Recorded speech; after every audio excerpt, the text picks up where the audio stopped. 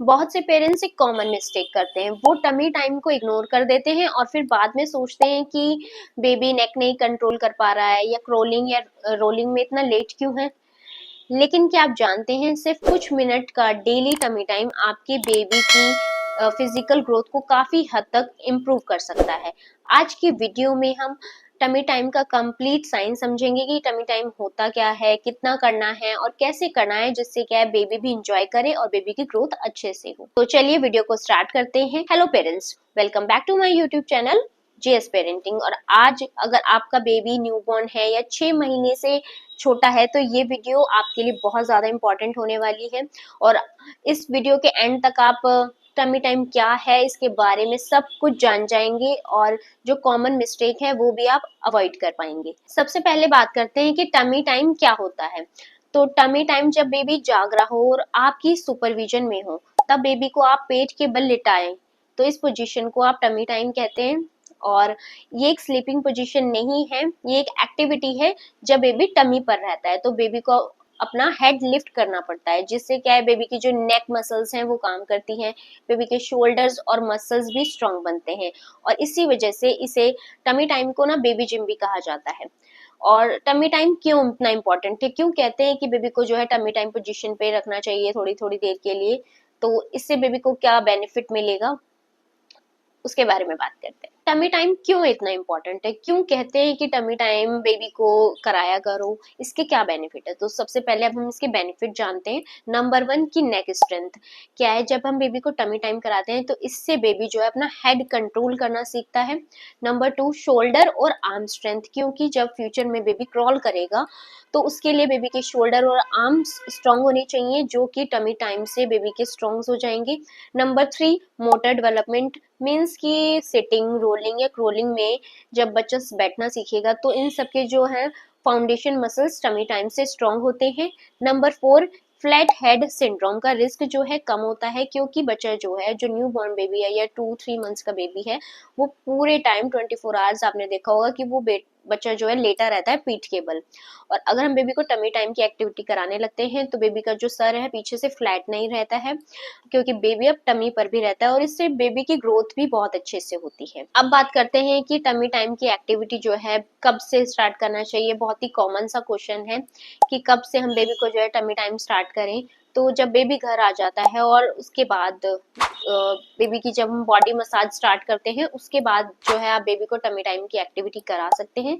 Starting में आप 1-2 second ही कराइए बेबी को, और जैसे जैसे बच्चा जो है 3-4 मंथ्स का धीरे धीरे बड़ा होने लगेगा तो वो इस एक्टिविटी को समझने लगेगा, इंजॉय करने लगेगा, तो आप धीरे धीरे बेबी का जो है टमी टाइम का टाइम धीरे धीरे बढ़ा सकते। और सबसे इम्पोर्टेंट बात कि जब भी आप बेबी को टमी टाइम की एक्टिविटी कराएंगे तो बेबी जो है अवेक होना चाहिए और बेबी पेरेंट्स की सुपरविजन में होना चाहिए। बच्चे को अकेला नहीं छोड़ें, बच्चा क्योंकि बहुत ज्यादा छोटा होता है और छोटा बच्चा बहुत सॉफ्ट भी होता है। तो आप जब पास हो, बच्चा खुश हो, जग रहा हो, तब आप ये एक्टिविटी को ट्राई कर सकते हैं। तो चलिए अब प्रैक्टिकल मेथड समझते हैं, स्टेप बाय स्टेप बेबी को आप टमी टाइम कैसे कराएंगे। नंबर 1 की आप सॉफ्ट क्लीन सरफेस चूज करेंगे। नंबर 2 बेबी को आप बहुत ही जेंटली पेट के बल बेबी को लिटा दीजिए और बेबी के आप सामने बैठिए, स्माइल करिए, टॉक करिए बेबी से, जो है आप आई कांटेक्ट करें, या फिर आप बेबी के सामने जो है ना चूचू टॉयज या उनका कोई भी फेवरेट टॉयज उनके सामने रखें,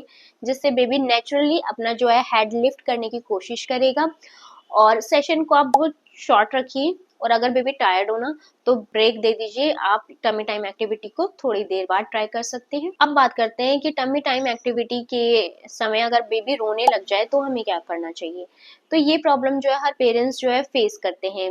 टमी टाइम जैसे स्टार्ट करते हैं ना बेबी रोने लगता है, इसका मतलब ये नहीं है कि टमी टाइम गलत है। क्या है, बेबी अनफेमिलियर पोजीशन की वजह से प्रोटेस्ट करता है कि उसे ऐसे नहीं लेटना, उसे, क्योंकि बच्चा जो है सिर्फ पीठ के बल ही लेट रहा है। अब हमने उसको पेट के बल लेटाया तो ऑब्वियस सी बात है कि बच्चा रोएगा या फिर उसको अच्छा फील नहीं हो रहा है। तो आपको क्या करना है, चेस्ट टू चेस्ट आप टमी टाइम दे सकते हैं, या फिर आप कलरफुल टॉयज यूज कर सकते हैं, मिरर यूज कर सकते हैं, जो भी जिससे भी बच्चे को अच्छा महसूस हो, जो बच्चा पसंद कर, जो टॉयज बच्चे को पसंद है आप उसका यूज कर सकते हैं। ऐसे क्या है, और सेशन को आप बहुत छोटा रखें और कंसिस्टेंसी जरूर रखें, तो क्या है कि बेबी फिर आगे इस पोजीशन में इस एक्टिविटी को एंजॉय करने लगेगा। अब बात करते हैं कि एज वाइज आपको टमी टाइम जो है कितना देर कराना है, कितनी बार कराना है। तो जो बहुत छोटा बेबी है, लाइक 1 मंथ प्लस का बेबी है, उसके लिए आप दिन में 2 बार बेबी को टमी टाइम एक्टिविटी करा सकते हैं, 2 से 3 बार। सेशन आप बहुत ही छोटा रखें, 2 सेकंड, 3 सेकंड, 4 सेकंड बस। और ध्यान रखें कि बच्चा आपकी सुपरविजन में हो, बच्चा जग रहा हो। और जैसे जैसे बच्चा जैसे 3-4 मंथ्स का हो गया बेबी, तो आप उसको 1 मिनट तक भी या 60 सेकंड तक भी टमी टाइम की एक्टिविटी करा सकते हैं। और ऐसे ही धीरे धीरे करके आप क्या है जो टमी टाइम एक्टिविटी का टाइम भी इंक्रीज कर सकते हैं, और बच्चे की जो है नेक, शोल्डर्स, मसल सब स्ट्रांग हो जाएंगे और बच्चा इंजॉय करेगा।